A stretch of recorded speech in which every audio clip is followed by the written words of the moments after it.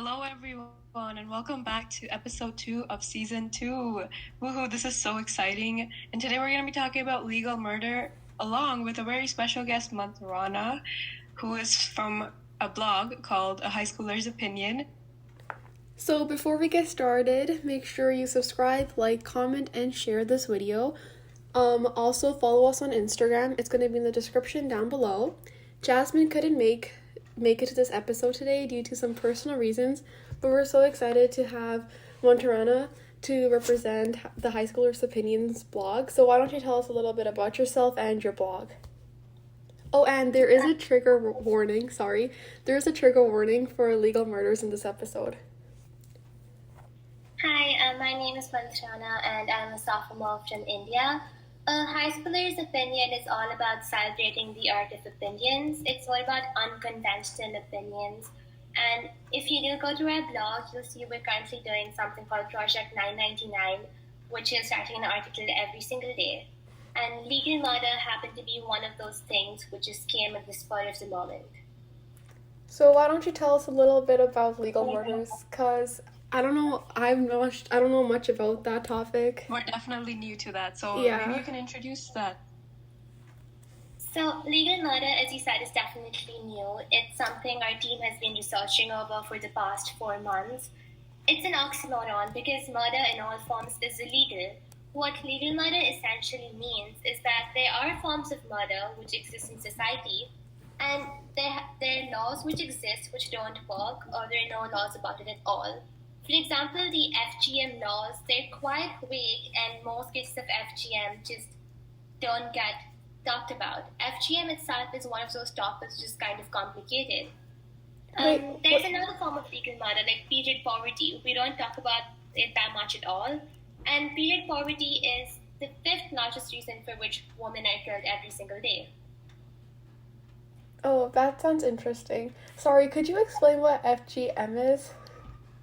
FGM is female genital mutilation. It is a sort of ritual which is followed in many third world countries. And it used to be done in adolescents until a long time ago, but now because of the restrictions, they're doing it on infants, which eventually leads to death. Oh, okay. So you told us earlier this is happening mainly in Africa, right? So I think that's the topic that that's the country we're going to be focusing on today. Okay. Okay. Yeah, so to keep the conversation going, I have a few questions for you. How would legal relate to feminism, or is it just happening to women, like you were talking about period poverty and FGM? So there's no direct link to women. I would say that women are more prone to legal murder because of period poverty and FGM and body shaming. But at the same time, it's something which is happening across all genders. So there is no connection to feminism. I've heard... Sorry, go ahead. I'm sorry, go ahead. Oh, I was just saying I've heard that body shaming, right, could cause, like, females or people in general to commit suicide, but I've never heard it connect to murders. Can you, elaborate on that? Like, suicide in a way is murder, right? Because Yeah. no one's willingly going to end their life until someone pushes them. True. Yeah, that makes sense. So, sorry, go ahead. And when it comes to body shaming, it's just that it's present everywhere. Like the dance industry, for example. You do not see many women who have curves in the ballet industry or even in the Indian dance industry. Like most of the people in my dance class have those pencil-thin figures. Like the concept of body shaming has been ingrained so much in our society that it's really hard to separate what it was once upon a time to what it is today. Yeah, I agree. So what does, feminism mean to you? We ask this question to, mostly all of our guests, so we would love to hear your opinion on it, too. Feminism, to me, means fighting for rights and fighting for equality. It does not necessarily mean being angry on everything men do or the typical figure of smelly armpits, angry women. That's not feminism at all. That's what it has become now. But in my opinion, feminism feminism is more of expressing yourselves and letting women live the same life men do, live on their own terms without any restrictions at all. True. Like, that's what society calls it nowadays, that feminists hate men, feminists Exactly. just hate men. We actually And made a lot of stereotypes. Yeah, go ahead. We actually made an episode on that. I remember when we were like talking about all of the assumptions. They're all so fake. And it's just like, and some of them even made me laugh. Yeah. It's just like the entire meaning of feminism has been destroyed over the years. Like, it all started with the suffragette movement back in the 20th century when women were asking for a vote. And I really have no clue how smelly armpits and angry women got into the picture. Like, Exactly. Angry was really, but the smelly armpit stereotype. That's ridiculous, and I don't know how that is relevant to feminism, but I don't know. People just make up things these days. Yeah, because people don't want us fighting for our Our rights, rights, you know, yeah. because we're going against their standards and fighting for ourselves. Who's gonna like that, obviously? Exactly.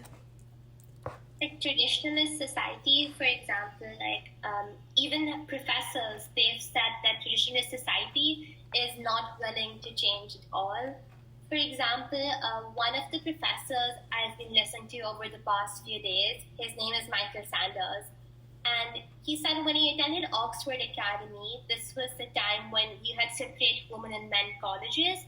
The colleges weren't the co-eds we know them as today.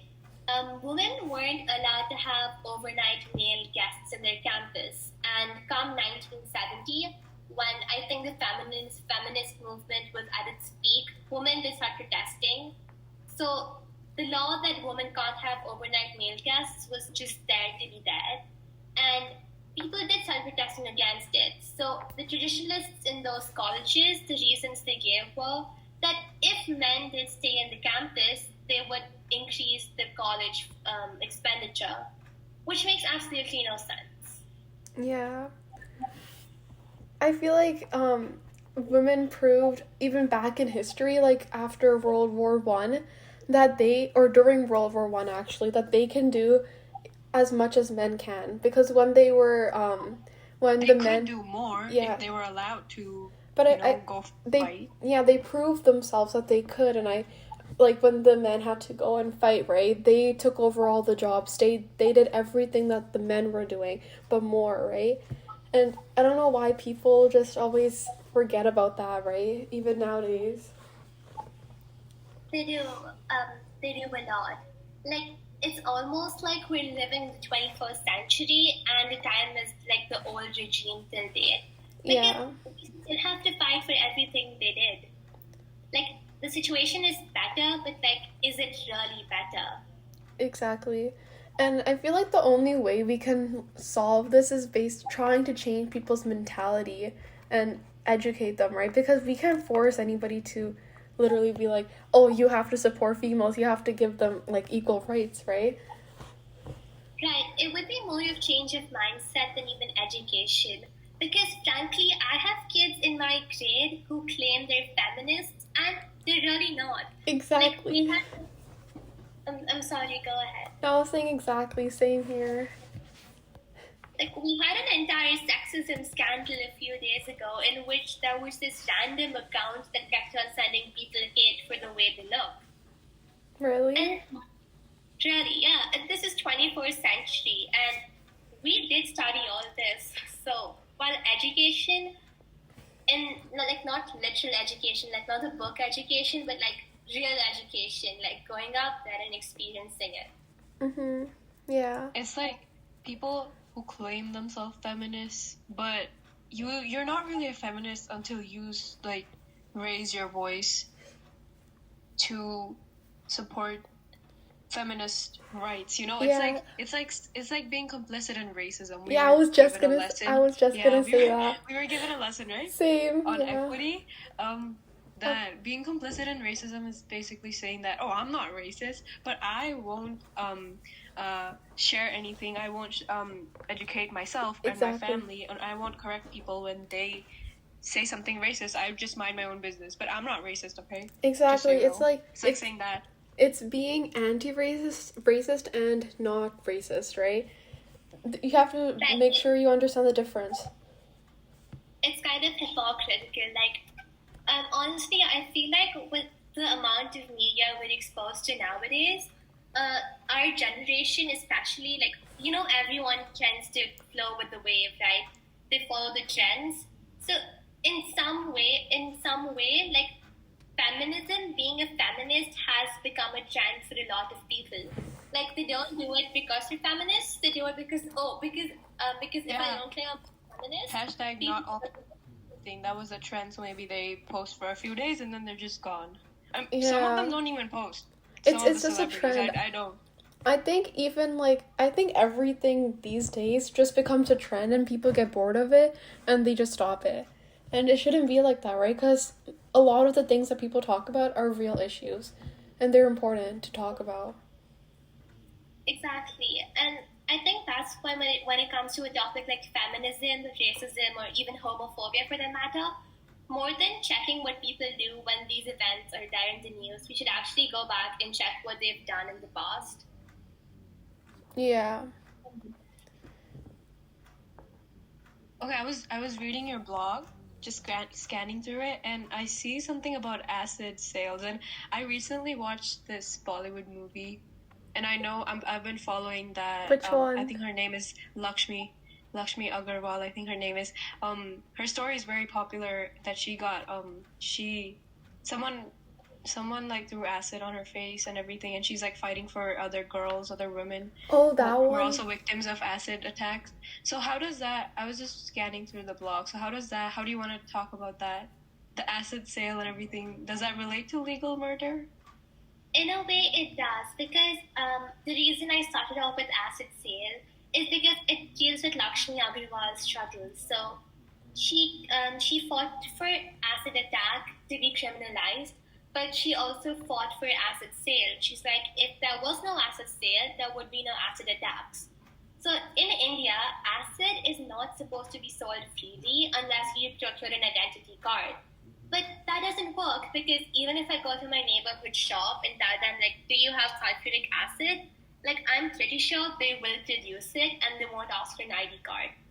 So No this is- matter if you're not gonna ask you question you on your age or how old you look, and they're just gonna give you acid. Wait, Wait, why are they even selling acid? That's is used to clean the washrooms to make them look clean. Oh yeah, that type of That. acid. Oh, okay. that. Not, But not me as a child, but like my parents or domestic Okay. help, someone like Yeah. that. But if you were to go, or if I were to go, we're 16, right?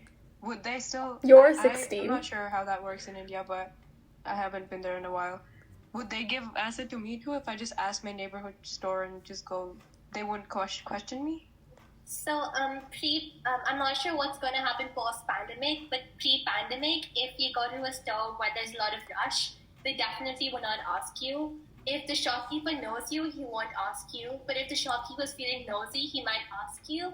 And you can just simply say, oh, it's for a science experiment, and you can get away with it. Like, that's how you can get away with it. It's as simple as that. But like, shouldn't they ask for some proof or something? Cause like they know what could happen, right? With it. I'm not sure if they know either, because many people are not aware about what's going on. Like you mentioned the film, I think it's called Chapak. Only when Chapak came in cinemas is when people realized that acid attack exists. And that too, it took a celebrity, Deepika Padukone, to, spread the word, kind of.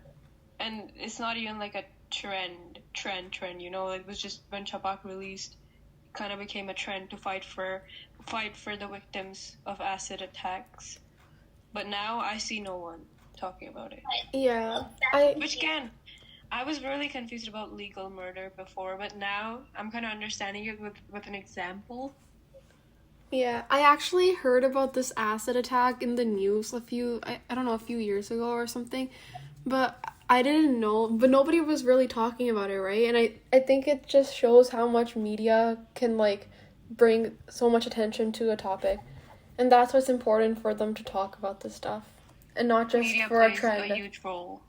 In everything. The media does play a huge role, but at the same time, I honestly feel that at times the media is the people's pleaser. Like, Yeah. a good example of that would be the situation in UK.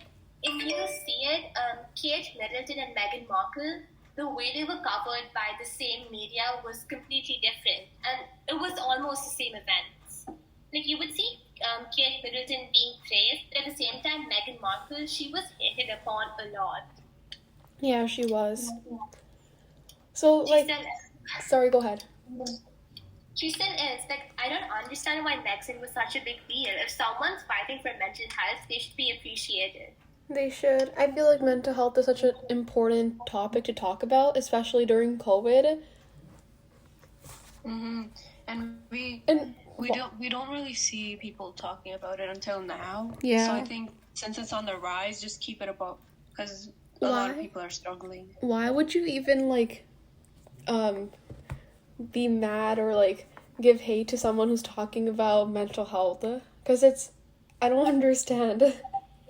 Maybe it's against their royal Rules. code of ethics. I don't know. Or maybe it's because that's the way she's been portrayed from the very beginning. Like, everything she does has to be a crime. True. So going back to legal murders and how they connect in Africa, why don't you tell us a little bit about that? So the FGM is kind of a mature topic. The reason they get FGM done is because they don't want their girls to be sexually exploited. And if you go towards the Middle East, rather than being sexually exploited, it's because they don't want girls to have fun. Like, I have no clue why they feel they need to protect the girl child, when the clear issue, it's not for the female part of society. Like, you would never hear of females going and gang raping a man, right? Yeah. So basically, FGM, it used to be this protective measure. It's still a protective measure, but the times have changed. The reasons have changed, rather. So, like, is this really common in Africa, or, like, could we see it in other parts of the world as well? You could see it in all parts of the world, but it's predominantly done in Africa. Like, you can have a case of FGM even in the UK, even in India for that matter, even in Indonesia, Malaysia. Yeah. It's everywhere. So, sorry, go ahead. The reason why Africa is focused upon a bit more is because FGM and child murder, the stats there are quite high. Would you want to share some stats? Yeah, I was just gonna ask if, like, this has ever been on the news. Like, do people... Because I haven't heard of it on the news. This is my first time hearing about FGM. We weren't even taught about this at school or anything, so... Yeah. So, it's not mainstream media at all. But you would find a lot of articles when you go and separately research the topic, but it's not on mainstream media. Mainstream media does not cover FGM. Oh. Why is the question? Like, it's similar to the way they didn't cover acid attacks, so they had a film made on it. But when it comes back to FGM, you have survivor docs, you have movies, but they're not mainstream. Oh. So, like, what's your whole opinion on this? My opinion on FGM is, I don't think girls need to be taught how to protect themselves. I think you should teach the other part of society how to control themselves. I completely agree. Because I feel like, yeah, you can teach girls to protect themselves, right? But how far is that going to even go? You have to teach your sons or your brothers, whatever, people in general, right? So, over here, it says that FGM, which is the cutting of female genital things, I'm not going to go in detail, but it's basically done for the preservation of virginity, religion, hygiene, marriageability. Wait, what do you mean religion? Yeah. Wait, what do you mean religion? I don't know. I don't see any details, but over done here, for religion? Religion comes back to virginity, so... Religion? Yeah, and what Mantrana said, enhancement of male sexual pleasure. Yeah, that.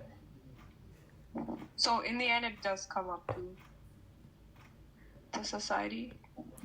Well, I'm so confused though. Like, how does this connect to like half of the things that you said? Like, why would you do this? And I'm just gonna come back to India because I've seen this happen a lot of times. Preservation of virginity, like she said. Preservation of virginity. So the thing with that is, it's a typical thing which is shown in every single Hindi soap opera, Bollywood soap opera. The marriage night. Yeah. You would have seen it in a lot of movies. The typical marriage night. So the girl should be a virgin until she's married, and if she's not a virgin, she's not supposed to get married. Yep. Yeah, Yep. I watch a lot of Indian shows and movies, so I know about that. Yeah. So, there's a ritual in which the sheep is supposed to be read by the next morning. Wait, what? A sheep? And the girl is a virgin. Wait, sorry, could you repeat that? I heard a sheep. Right, so like the sheets they place, sheets, yeah. They're supposed to be splattered with blood the next morning. And Blood? if they're not splattered with blood, because apparently the hymen is supposed to break if you're a virgin. Oh my god. So, That, yeah. bro, that's so... Oh my god.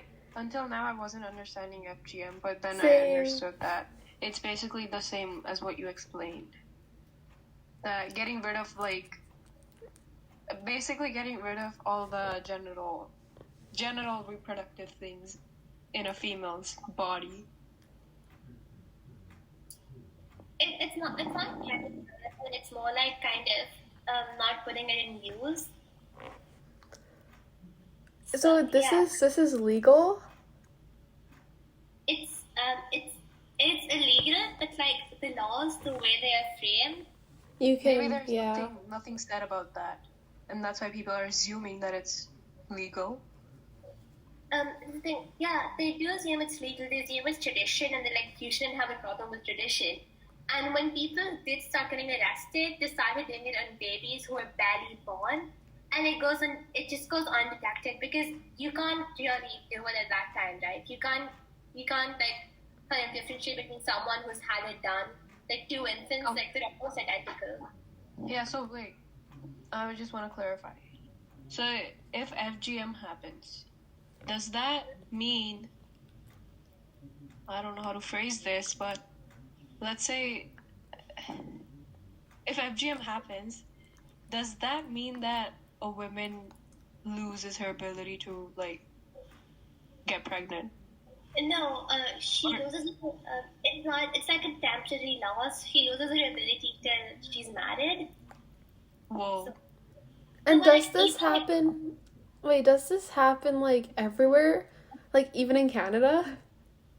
I don't think so. It happens in Canada. Yeah, because we live in Canada, right? And I've never heard of this before. I'm so shocked right now. That's why.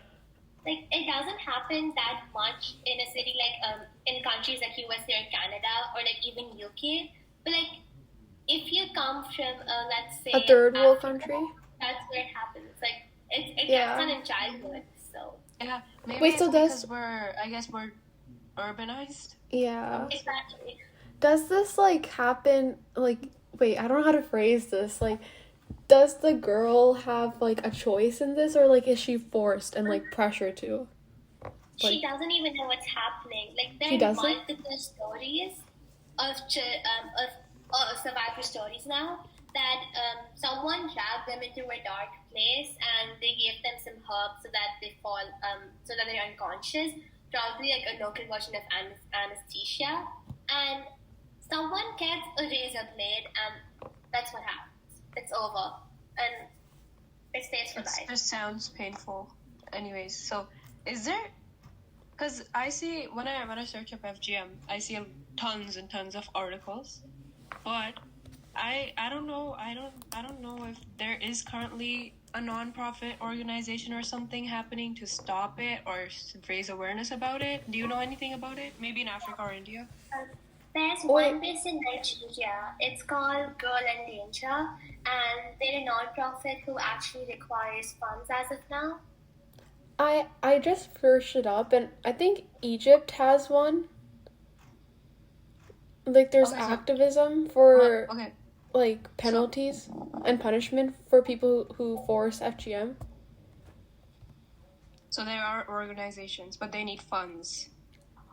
The Yeah. one in the one I'm aware of In needs Nigeria. funds. I'm not sure about the rest.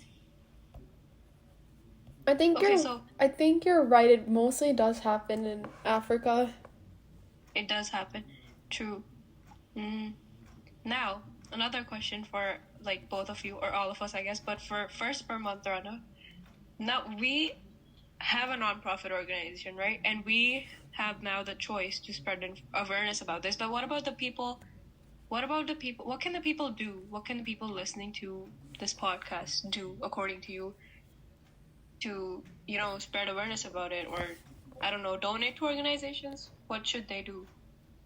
I mean, when it comes to FGM, it's more about the mindset. You have to change the mindset of those who Who think? kind of go forward with this. Yeah.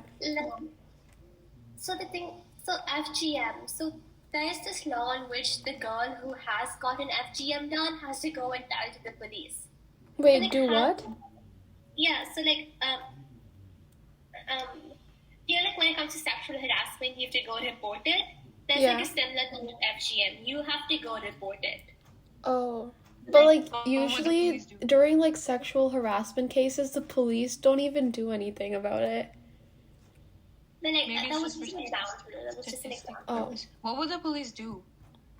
For FGM, they're ideally supposed to arrest the person who performed it on you and kind of like arrest your family as well, because it's supposed to be illegal. What if I- the I think family? that's right. What if the family isn't like aware of all of this happening?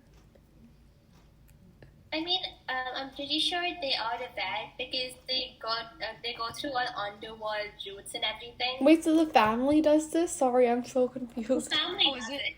The Yeah. family Religious does. purposes, right? Marriage and religious purposes. That's why the family does it? The family does it. It's not an outsider. It's the family. Oh, bro, I'm Hindu, right? So I've never heard of this happen before. I don't know.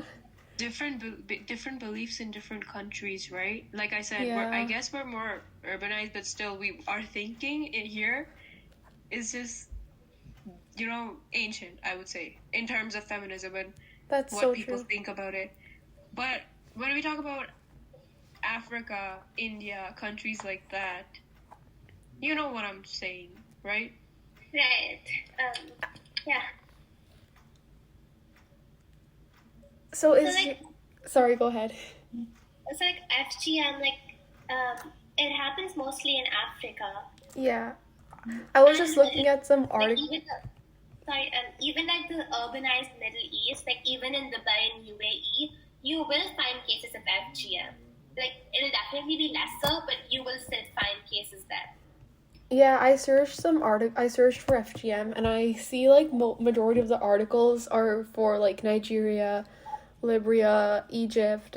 I haven't like seen anyone from India or like Canada, US. Yeah, so maybe it's common around the middle. I mean, western part. Oh, there's like a foundation for that in Montreal. I mean, foundation, my bad, organization. What is it called?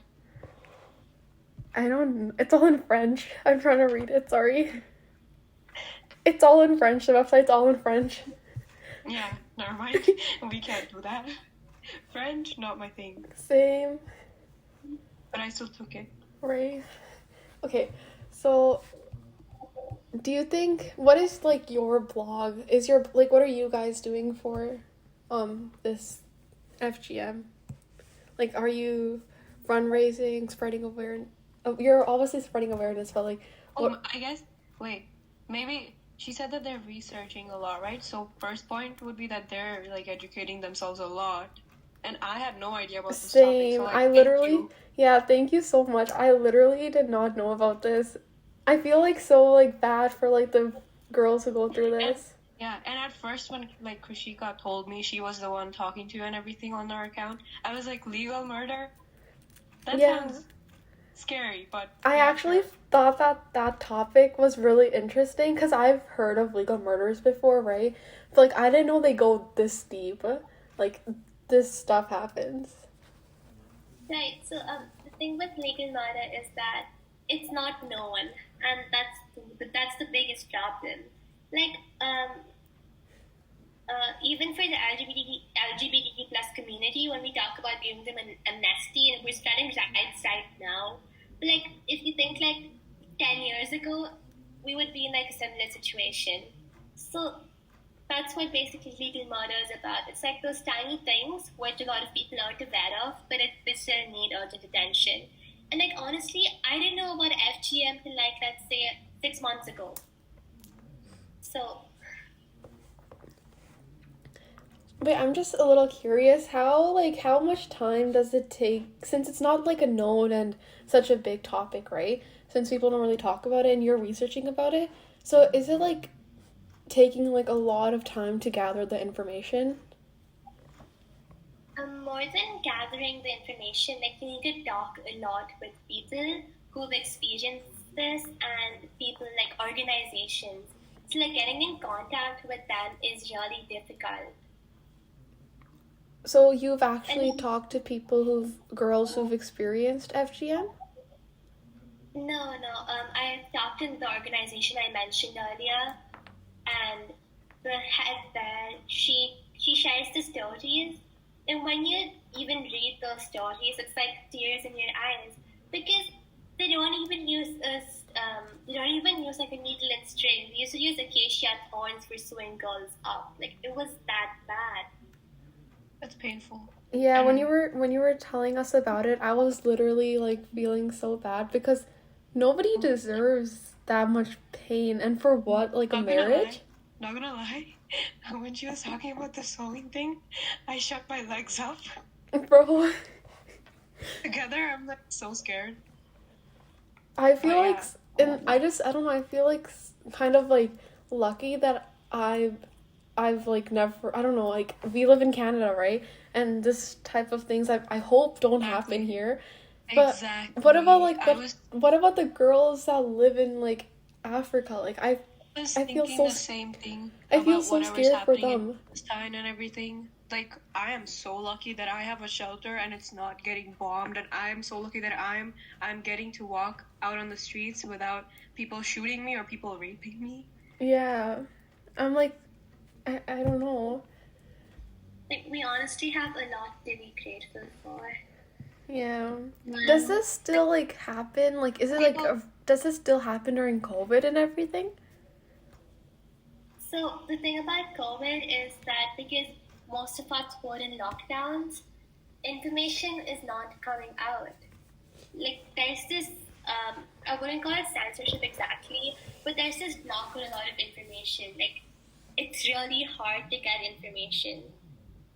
Yeah, I heard that India itself, they're censoring COVID cases too. So we can't expect anything from this topic. Like even the stats, it's only because people are brave enough to reveal they've had these done. So, do you think they would be like threatened by their like family and stuff? Like, oh, you can't tell anybody about this, or like this is gonna happen. Maybe killed or something? No. The thing about that is because it's something which families are forcing children to do. It's kind of normal for those families. Like you might have a few traditions in your own family, right? For example, you're a Hindu, right? Yeah, I'm Hindu. And I think, both of us are Hindu. Yeah. So, the concept of Deepavali isn't exactly new for us, right? Yeah. But, like, let's just say you have a Christian. For them, Deepavali would be like something totally different. Like, there wouldn't be a lot of the customs or rituals. Uh-huh. So, like, for someone whose family considers FGM tradition, you have some mother telling the child that no, it's perfectly alright. Everyone in your community has gotten it done as well. But like we don't talk about periods that much. It's like FGM for them. Like they just don't talk about it. Like probably with their friends, but then there's a chance that their friend group has also gotten FGM done because it's completely ingrained in their culture now. Oh. Like So it's kind of become normal for them if they live in Africa. Like, not even in Africa, let's say like even the Middle East. Like, it has become normal for them. So they don't realize it's different. And by the time they realize it's different, it's when they've come out to the, it's like when they've traveled abroad. So. Oh, I know, I think you touched upon this like a little while ago, but so if this is illegal, how does, like, if this is illegal, why is it considered a legal murder?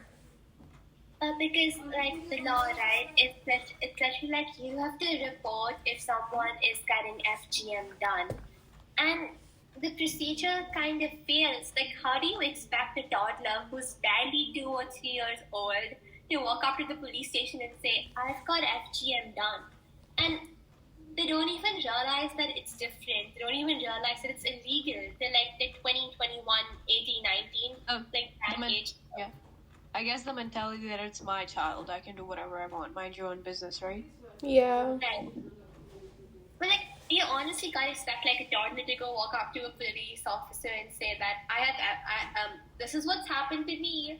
Because as a toddler, I was always taught to fear the police. It's like, you don't need the police will come and catch you. That's the kind of things we've grown up with. Mhm.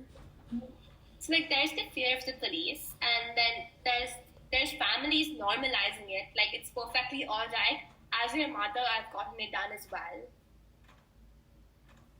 Oh. Definitely. And like, that's not considering the fact that the police is not corrupt. So. Yeah. So. And plus, yeah. Go ahead. You can go. It's okay. Oh, on a side note, I was just going to say that maybe they're also going to say that, oh, we have other things to look after. There's like 1,000 murders happening. There's 1,000 COVID cases and deaths and everything. We can't do this and all that, quoting that. Maybe they have excuses. But that's your job. That's your police. Exactly. Like, even for like sexual harassment for a child, like child exploitation, you've had cases when the teachers or an outsider have intervened, right? But like, when it comes to FGM, how is an outsider supposed to intervene? Because like you said, children are actually taught not to speak about it. Yeah, and you can't even like, well, speak up to like, you can't talk back to like elders anyway, right? And people might consider it as like family matters, I think. So.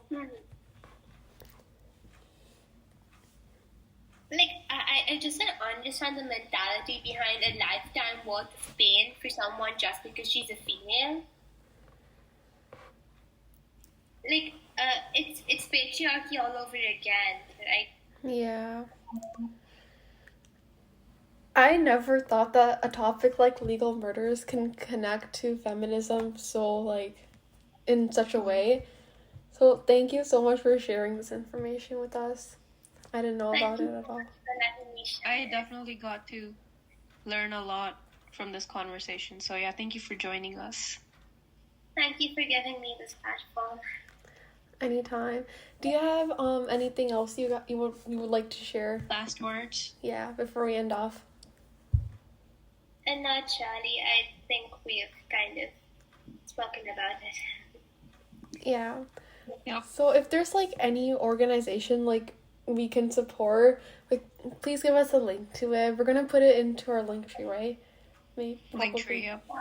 There's an organization which I've been communicating with a lot. She's based in Nigeria, and they're in need for desperate funds. So I'll just share the GoFundMe page for them. Does that work? Yeah, that's perfect. Yep. You can share it with us, and then we can also put it in our description and our link tree. Yeah, to access our link tree, just go on our Instagram page, and there should be a link in our bio. And make sure you donate to them and Palestine. And India for oxygen. Well. So maybe I'm gonna try looking for petitions as well. Yeah, so donate to all 3 causes and sign the petition. But yeah, thank you so much, Mantra, for joining us. I hope I'm saying your name right. I'm really bad with names. No problem. It's Mantrana. Oh, sorry. Well, thank you so much for joining us. And Yeah. Thank you so much for having me. I really loved the conversation. yeah, we learned so much new Same. information. This is another reason why we chose to do season 2 as like a broader topic, right? So we learn more about these Yeah, things. we do. I learned a lot. Yeah, same. I feel like super grateful right now too. And I'm totally with Jasmine. She would have had a lot to say about this. Yeah, Jasmine would have loved this. Hopefully we can have you on our podcast again. Maybe when you do some more research about this, you can tell us more about it. Yeah. But for now, we'll see you next Friday, guys. Yeah, follow us on Instagram. Bye, guys. Have a good night. Have a good night.